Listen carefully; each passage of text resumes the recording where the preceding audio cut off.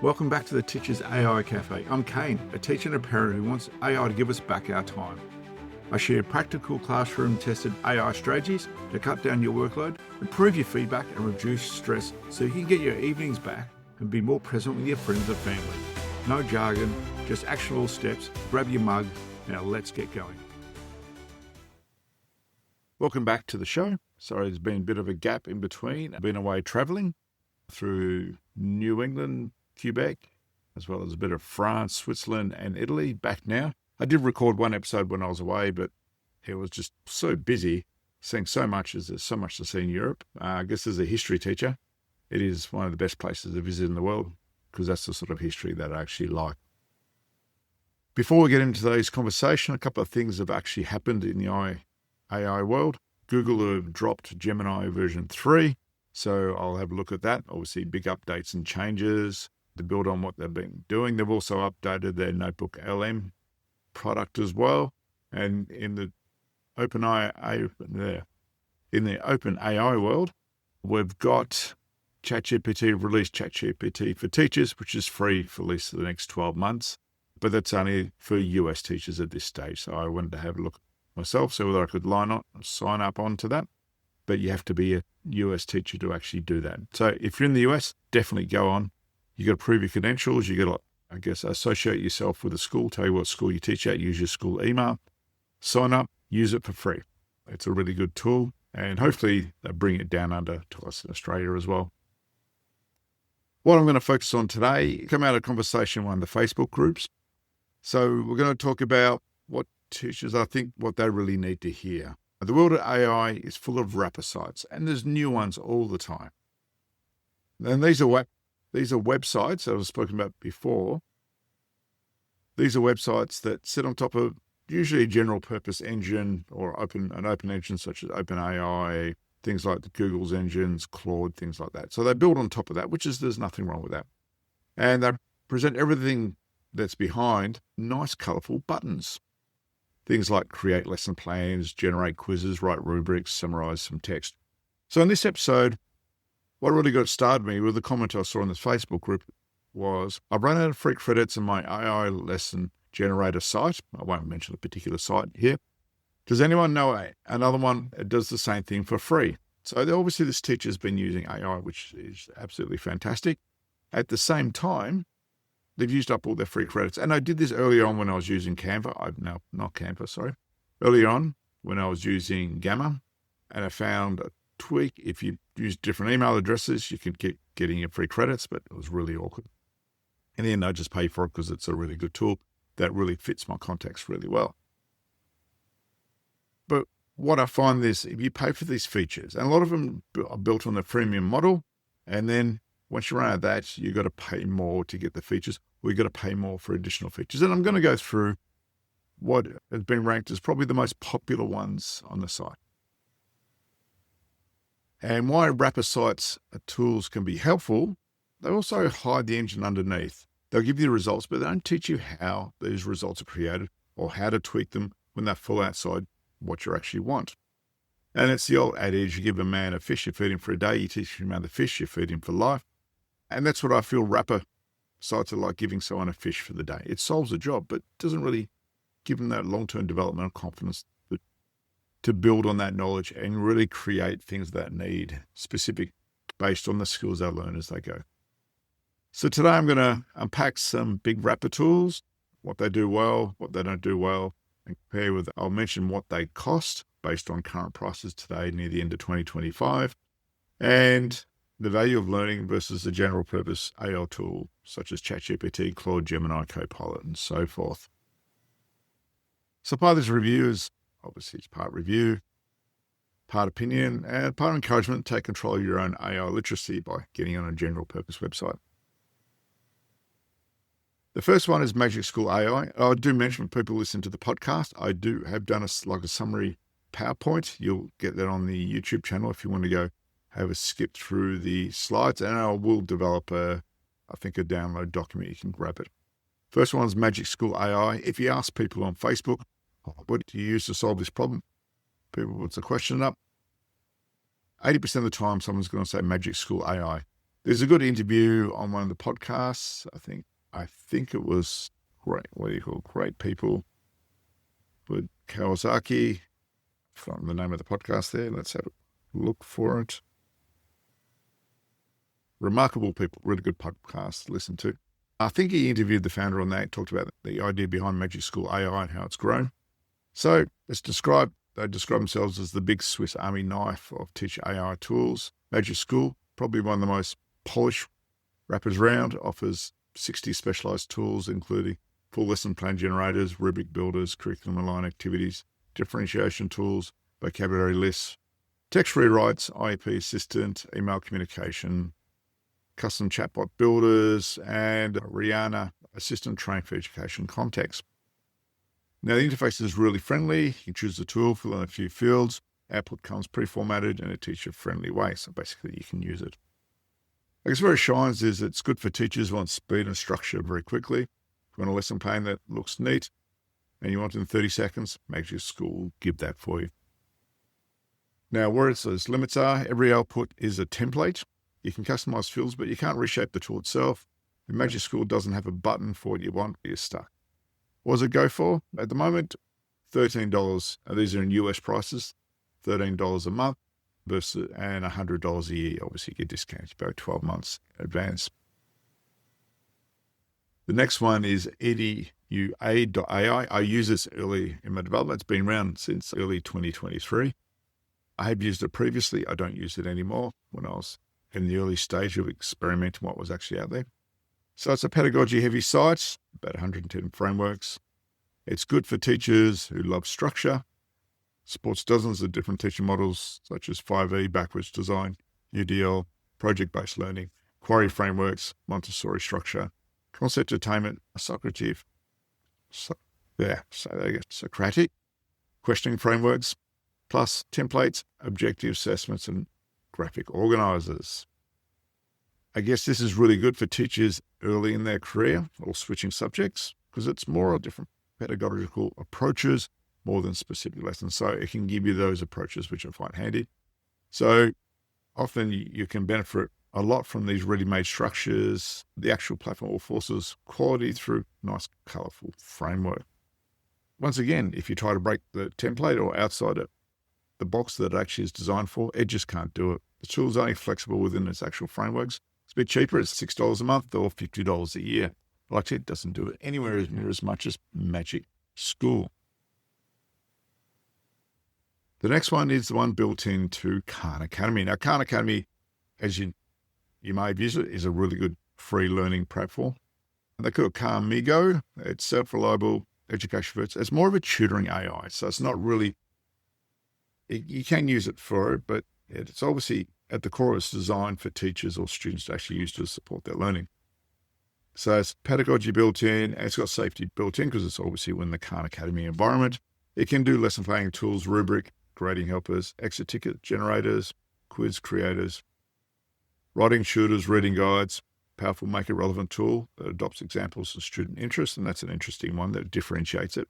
Real-time tutoring for maths and humanities. And I think the last point, honestly, where it's actually aimed at in terms of the majority of people using Khan Academy are actually going to be students themselves or teachers allocating work on Khan Academy.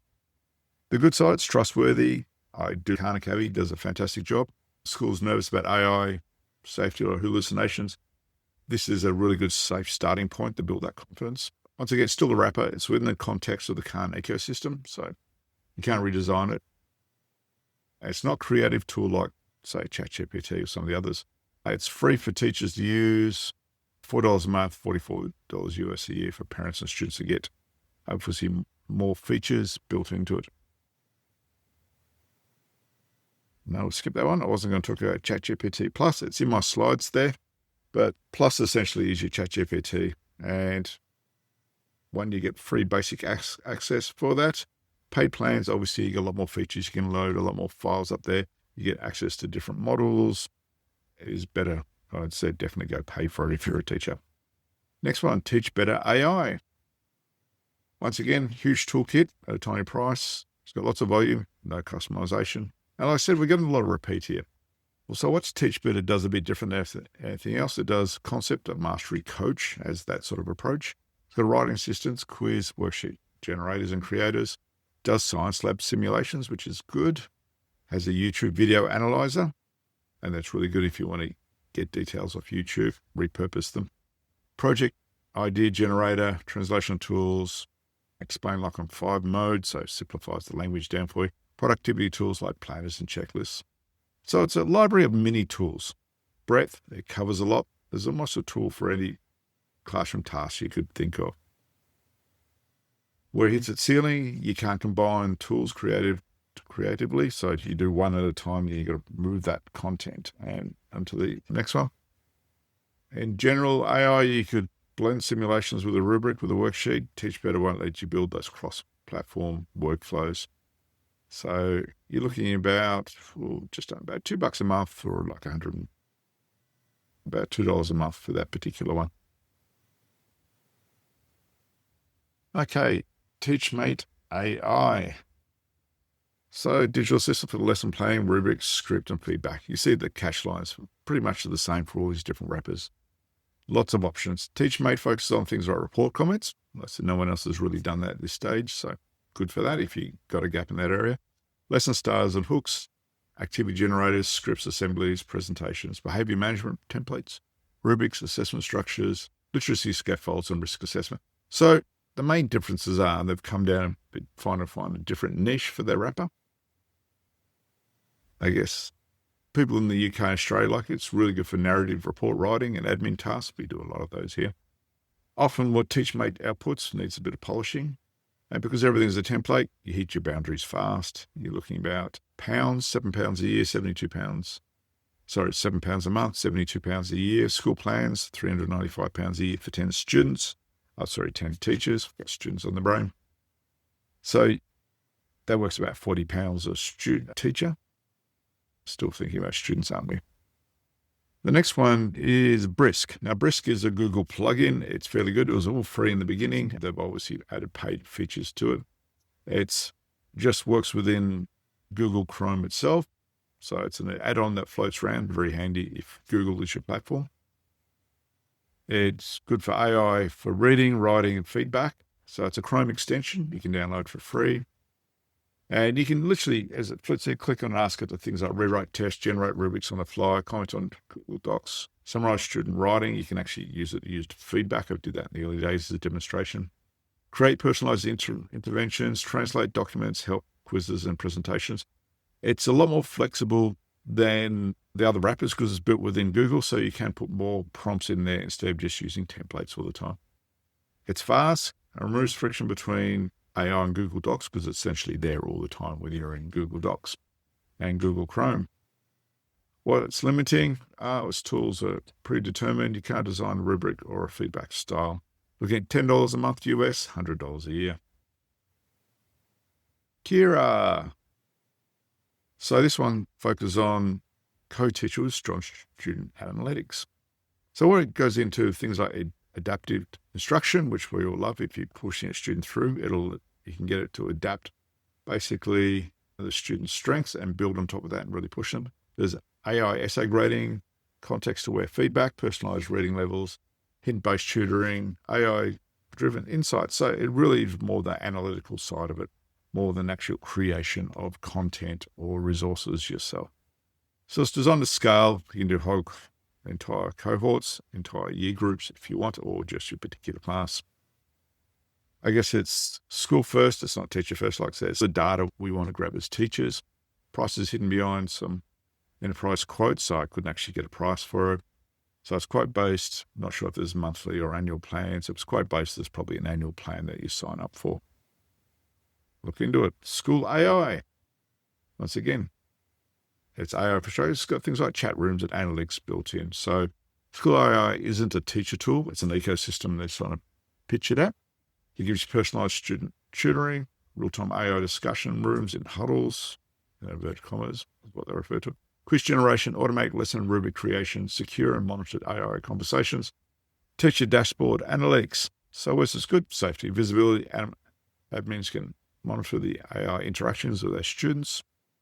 Teachers don't learn prompting. The system does all the thinking for them. So it's pretty much a key turn type arrangement you can bring in and implement within your school. Once again, quote-based, district-only level pricing. They're gone for that system-level interaction. Class Companion. So it's an AI tutor, automated feedback for writing, problem solving. Class Companion specializes in instant essay scoring, step-by-step hint, real-time tutoring, teacher adjustable assignments, mastery tracking, personalized learning sequences. It's good because it gives more meaningful, gradual feedback than most wrappers, because obviously that's what the focus is in its design. And you're limited to the assignment structure that the platform supports, so you can't really do your own. It comes with a free teacher plan, school licenses, once again, quote-based. Next one's Chalky. Now, Chalky I've seen a lot on Facebook. Lots and lots of ads, so obviously they've got a bit of really trying to promote it. So it's really good slide generating engines. Personally, I prefer Gamma. I think that's really good, though it's coming for the new general purpose platforms. It's now in Notebook LM. It's one of the things they've actually added on for the haven't had play with it. It's something to do later this week. So Chalky can generate things like lesson slides, Google Slides, PowerPoints. Like I said, Gamma does that, but I'm not reviewing Gamma in this one. I've mentioned it before. Recap summaries, multiple choice quizzes, worksheets, discussion prompts, unit sequences. So it produces things that are visually clean, structured slides with consistent formatting. Huge time saver in that regard. If you need some unusual formatting, disciplinary blending, or deeper pedagogy, the templates really do struggle. Regard that. So it's $6 US a month. No annual discount published. Excuse me there. Been talking for a bit. Get a drink of water.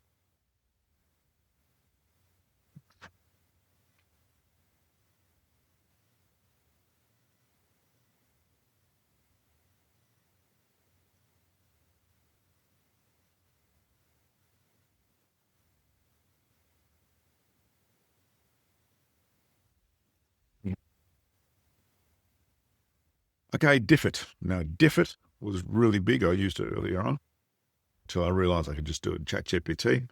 So Diffit specialty is differentiation. So the idea is you can put text and things in there, and you can level reading materials, vocabulary lists, comprehensive questions, simplified explanations, adjusted length text, language translations.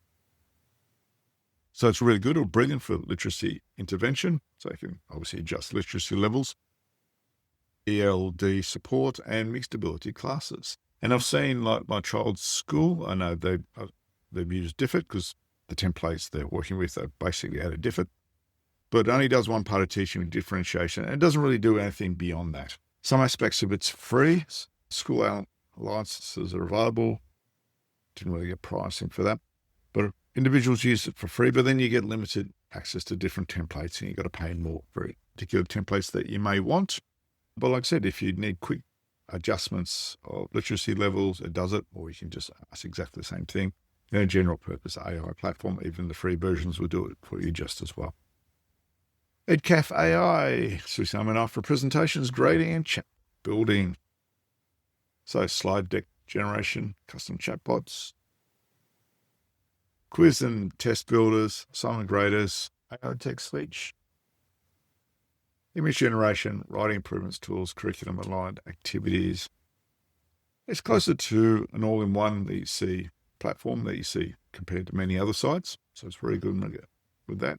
Once again, the tools can be a bit fragmented because it tries to do a lot of features. And there's not much depth in a lot of what they do. Looking at $8 US a month. Now what's about $96 a year. And there's a higher tier one, which is like $15 a month. Go have a look at it.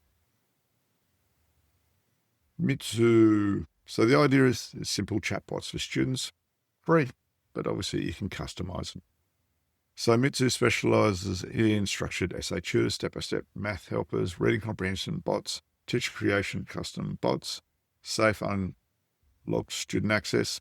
I guess it's one of the easiest ways to introduce students to AI in a controlled way. It doesn't produce materials for teachers, and it focuses on tutoring only. Once again, it's free for teachers. Quizlies, gamified classroom quizzes with some AI enhancements. For a long time, I've used quizzes like that same sort of concept in there. So quizzes offer competitive quizzes, real-time leaderboards, formulate assessment dashboards, skill tracking, AI generate questions. Strength, it boosts engagement instantly. I know, yeah, my students absolutely love quizzes when we do those. At the same time, you got to have resources in your classroom, whether it's computers or portable devices to do that. And it's not really an AI tool. It's more like an AI add-on to an existing thing. So it's got a basic free tier. Then it's got things like standardized plans, which they didn't publicize. You've got to follow up. Kangaroo AI, Roo. Whenever I see this, I always think of Australia, but I don't think it is Australian. So this one focuses on essay grading and feedback. And it's a fairly new product, but I see people talking about it. Focuses on automated essay grading, structured feedback, rubric generation, plagiarism checking, maybe existing content, lesson planning templates. It aims to reduce the workload for us as teachers. It's still new, still evolving, and pricing really isn't public at this stage. But it's free in the beta. Jump on board, see what it's like. So the last two we got are Elicit and Idea, and these are a little bit different. They're not really aimed at teachers, but they do have a use for us. So Elicit is a semantic academic research tool. So research summarization, really working with us early on this Monday morning. Literature reviews, extracting claims, evidence, and methodology, comparison tables, and reading heavy subjects, content, and simplifying it. Cutting down the massive research tasks into digestible outputs. So if you're doing research or getting students to research, or you want to do some background research on a particular topic you knew about, it's a good place to start. Not a classroom focus because it's research focused. Core features are free. Advanced tiers are something not really announced. Idea, once again, is an adapted mass practice by AI. I haven't used it whatsoever, but I had a look at the website. Once again, there's a lot of AI or machine learning type apps already out there. I know some of my schools have used it. So this sort of builds on that. So what it does is problem sequencing, adaptive difficulty, visual worked examples, skill tracking, and remediation suggestions for students. So hopefully you get that data in there. You can focus on where their weaknesses actually are. It's fantastic for maths departments because wanting some personalized pathways. But like I said, there's a lot of non-AI tools that are out there, but it's only aimed at institutions and not customizable by teachers. It's one byproduct and then you implement it. Final thoughts. We'll get a nice black screen there. Final thoughts. When you start looking at these wrapper sites, they all have a pattern. The main thing is they go to automate task view. They try and simplify workflows and they hide the complexity of AI. What they also do is hide the opportunity for you to build the most valuable skill teachers can develop, which is AI fluency in using the tools. Teachers using wrappers become dependent on the wrappers. Teachers using general purpose platforms such as ChatGPT, Claude, and so on become designers of their own AI workflows. And over time, you'll become more efficient, more effective, and much, much faster and far more creative in terms of what you can actually produce. So wrappers initially make you efficient, but it's a false efficiency because if the tool doesn't do it, you're stuck within it. Whereas general models will actually make you more powerful over time.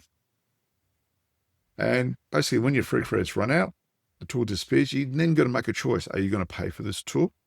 Or you're going to say use one of the general purpose ones for free, develop your skills on that and then pay for that. Yes, say $20 US, ChatGPT will cost you more, but you can do far more for it compared to some of the other tools. And for, say, Magic School AI, that extra $8 US a month, how much more time is it actually saving when you actually get into your preparation? So I hope you enjoyed this update today. They'll become more frequent now that I'm back home in Australia. The other thing I mentioned I'll do a review of is ChatGPT or OpenAI have actually released their own web browser called Atlas. It has some issues with it at the moment, but once again, an AI-powered web browser is another game changer. I think I'm going to talk about that in one of the very next or the episode after that. I've been using with it, and you basically got ChatGPT in your web browser working live with data, as well as the other features that you do. So it's very good, and I'll give a good case example of that how I'm already using it to make myself a bit more efficient. As always, go to the Facebook page. If you've got any questions, or send me an email. My contacts are in the show notes there. If you like the podcast, get on, give it some feedback, written comment, give it a like or a star, 5 stars ideally, pass it on your friends and colleagues. So the more teachers will get using AI, our life will be easier. Also, you develop those small networks where you can support and help each other as well. Until then, keep up the good work in your classroom, and I'll talk to you next time.